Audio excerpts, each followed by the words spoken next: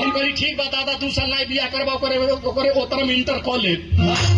2 साल हमार दादा कहना तोर बिया नहीं करब संगतिया कुल हमके चढ़ा देना कहना कुल मिटे ते बिया कॉलेज बहुत टाप लड़की बाई संगतियन के चढ़ौले चढ़ गई एक हमार देखौटी हुआ रामकोला अनसुईया मंदिर पर भइल है। हाँ हो 2 गो टाली टठर संपत गई रहनी जा वैसे जाके संगतियों पे लगना सिखाए कहना कुल मिटे तो के ढेर में ना तिराई करेगा चुपचाप बैठल रही है। जो बोलोरो आई बोलोरो में से जो लड़की बहरे आई दौड़ के जाइए कोई दिए तू हमके पसंद नहीं बाड़ू कहीं करे सारे कैसो लड़की रही कोई दे पसंद नहीं बाड़ू कहना गुजारा सर कैसो बिया हवा तो हो जाई तो क्या करी संगत के चढ़ोले पर चढ़ गई ओ मंदिरे पर जाके मीठा उठा मंगा डाली चट्टा उट्टा बिछा डाली चट्टा उट्टा बिठा के चुपचाप बैठल बारी संगतिया कुछ सिखावत ना सिखावत 4 बज गए हम कहलिए मी तो लड़किया वाला कुल ना आई ना अब के पसंद नहीं करी कहना कुछ तोर नसीब है ठीक नहीं बा तोर बियाह नहीं हो पाई एक काम कर घूम के घरे चल अब का करी चट्टा उट्टा लगली बटोरे चट्टा वाले जाकर टलिया में जे धरा तनी तौले 2 गो बलोरो हर कैले अरे वाह के मंदिरवा पर रुकित गई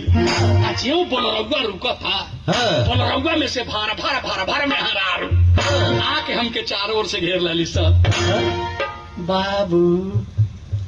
बहनी के जन फोटोआ भेजाइल है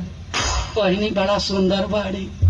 ए बाबू रउरे बहनी पसंद ने कॉल राउर जोड़ी बहनी की जोड़ी बड़ा बढ़िया लगी ए बाबू बहनी बड़ा सुंदर बाड़ी पसंद ने कॉल में हरारू को धीरे से बोलौली कहनी सुन अभी का ए बाबू हम कहनी जो लड़किया समर बिया हवा लगा था कहाँ बाड़ी वो बेचारी दूसरे टोला पर से आई है वही से पूछ रही जो लड़किया समर बिया हवा लगा था कहाँ बाड़ी वो बेचारी अमूरी देखावे के एक अमूरी देखा दल से करे माई के हमार घेवारी वारी के आई लली माई की जगह देखाली कुंटल भर कबाड़ी हम कहनी अरे बाप ही जैसे भी हमारे मान का नहीं बा लगल हमारे गर्मी होके लगल तो संगत वो ससबे ना डोलावे कहना कुरे मीते तोरे का हो गई ले अरे अखिया खोल के लड़किया देख ले हम करे लड़की देखा लाल बड़ा सुन की हाथी देखा लाल बड़ा सो हमारे मन कराई बा हम नहीं बिया करा मेहरारू आती कतिया का है बाबू कौने लायक बाड़ा और बहनी कड़िया धोना तो नहीं बाड़ा मार हीरो बनता कहता बिया नहीं करेंगे अंग्रेजी झाड़ा तड़ा बहनी भी सब कहा जानता हमारे बहनी 4 गाँव में जाके पूछ लिया जना टाप खाना बना ली के मेहरारू लड़की हमारे बहनी ऐसा खाना नहीं बना पावला लो हमारे बहनी सवेरे 7 बजे चाय बना के दे दें हमारे बहनी का हाथ बनावा सवेरे 7 बजे चाय पी ला ए बाबू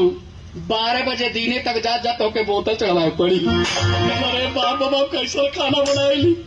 हम कहीं जान दे लेकिन बियाह नहीं करा मेहरारू आती कलरिया धोलस कहती अपने आप कभी चक्रवर्ती बनता लड़का हीरो बनता बहनी ना पढ़ले बड़ी तोरे खानदान के वो ना पढ़ले हुई हमारे बहनी पढ़ाई लिखाई पता करेगा तो जाकर जिला पर पता कर लिया हमारे बहनी पढ़ाई लिखाई में गोल्ड मेडल हासिल कैले बाड़ी हमारे बहनी जो ना पढ़ले में तेज है केहू लड़का लड़की हमारे बहनी बगलिया बैठा लाल मन है हमारे बहनी जो ना पढ़ले में तेज है हमारे बहनी